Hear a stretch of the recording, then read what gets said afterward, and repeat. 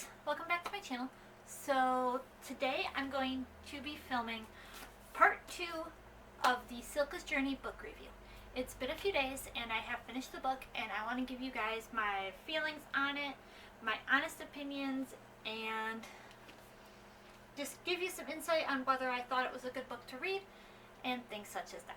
So let's go ahead and begin. So as I said in the previous thing, this book is Cilka's Journey by Heather Morris. I have read a previous book by her called The Tattooist of Auschwitz, and this book I'm going to tell you how I felt about the author's writing, the story, the characters, and just my overall opinion. So, to start with, the story. Because this book was written by the same author who wrote The Tattooist of Auschwitz, there was a good chance that there were going to be characters that overlapped from the book.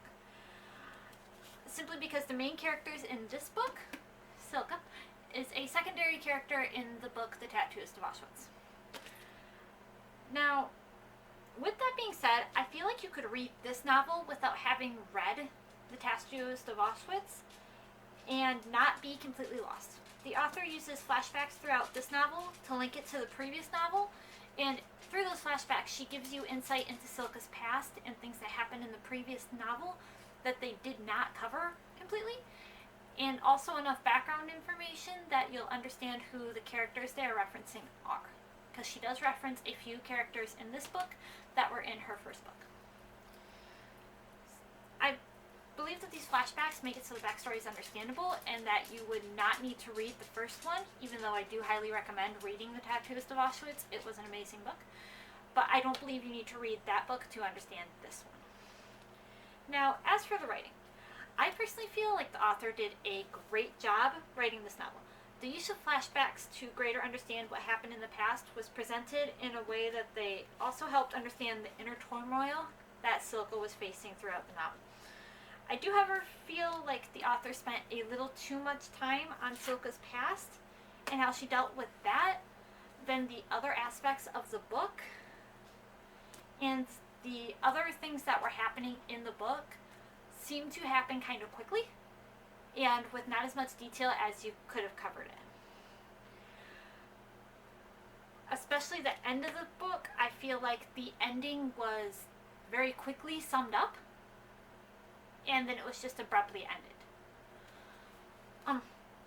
I will say that one of the things I love most about this book and the writer is the author's note at the end.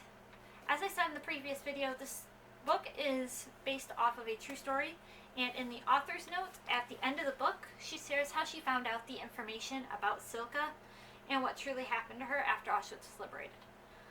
I personally feel like that I can link this to a true story.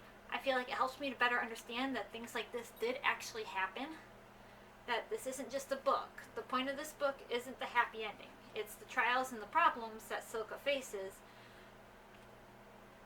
that I feel serve as a testament to the human spirit and what it is able to endure.